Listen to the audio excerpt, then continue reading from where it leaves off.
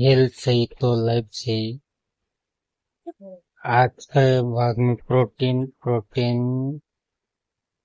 पहले के भाग में हम बच्चों के लिए प्रोटीन की जानकारी ली थी। आज हम 12 साल के ऊपर के बच्चों एवं सभी वयस्क के लिए प्रोटीन की बात करेंगे।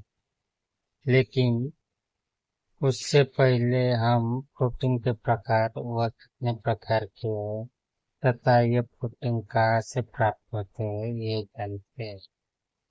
प्रोटीन के प्रकार: केसेइन प्रोटीन, वे प्रोटीन और सोया आइसोलेट प्रोटीन में अंतर। केसेइन प्रोटीन प्राप्त करने की प्रक्रिया: दूध से पनीर बनाना।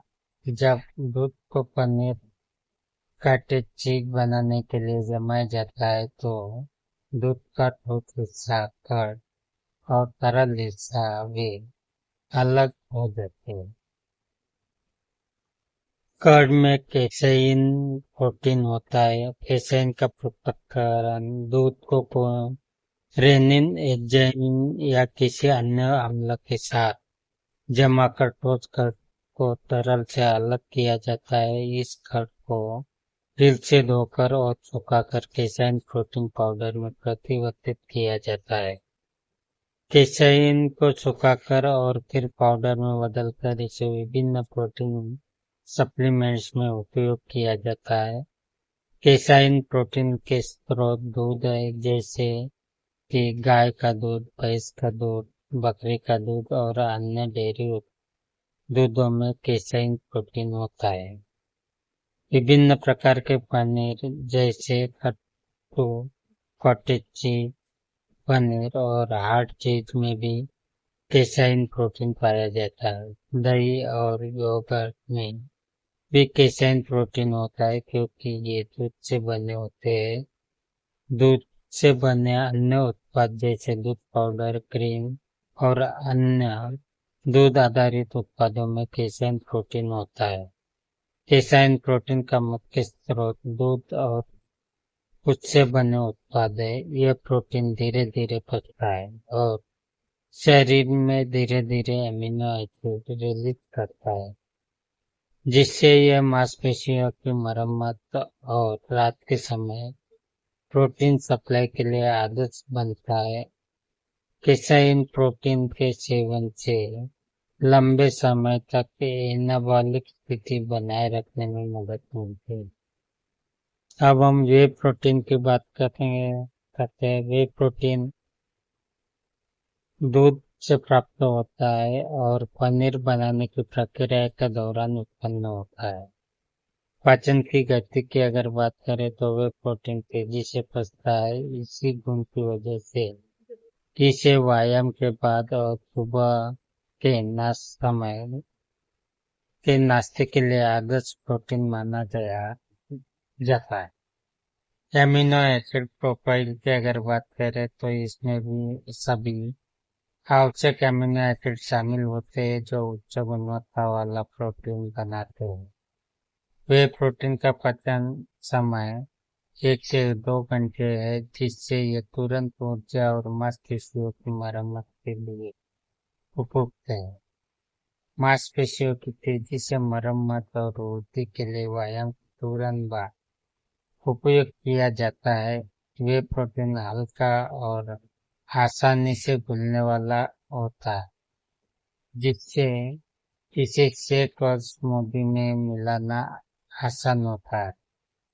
वे प्रोटीन में लैक्टोज की मात्रा कम होती है, जिससे यह लैक्टोज असहिष्णु लोगों के लिए भी उपयुक्त हो सकता है। यह आसानी से उपलब्ध होता है और विभिन्न फ्लेवर और प्रकारों में आता है। वे प्रोटीन और कैसीन प्रोटीन दोनों के अपने अपने लाभ हैं। वे विभिन्न स्थितियों में उपयोगी होते हैं। वे प्रोटीन तेजी से मांसपेशियों की मरम्मत और वृद्धि के लिए आदर्श प्रोटीन है, जबकि कैसीन प्रोटीन लंबे समय तक पोषण प्रदान करता है और रात में मांसपेशियों की मरम्मत में मदद करता है। अपनी व्यक्तिगत आवश्यकताओं और लक्ष्यों के आधार पर आप इन दोनों प्रोटीनों का उपयोग कर सकते हैं। अपनी प्रोटीन आवश्यकताओं के बारे में सही जानकारी के लिए हमेशा एक पोषण विशेषज्ञ या चिकित्सक से परामर्श करें। अब हम सोया आइसोलेट प्रोटीन के बारे में कुछ जानकारी देखते हैं।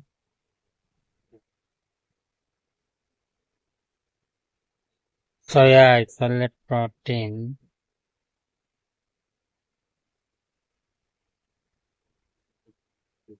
सोया आइसोलेट प्रोटीन सोयाबीन से प्राप्त होता है और इसमें से वसा और कार्बोहाइड्रेट्स का हटा दिया जाता है।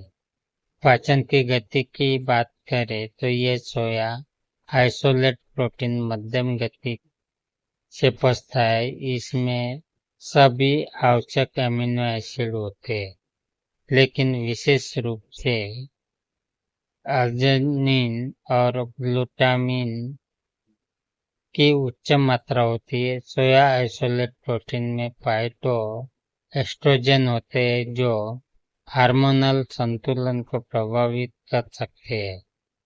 पाचन समय इसका 3 से 4 घंटे में पचता है, जिससे यह दिन के किसी भी समय उपयोग के लिए उपयुक्त है। मांसपेशियों की मरम्मत और विकास, हृदय स्वास्थ्य और वजन प्रबंधन में सहायक हो सकता है।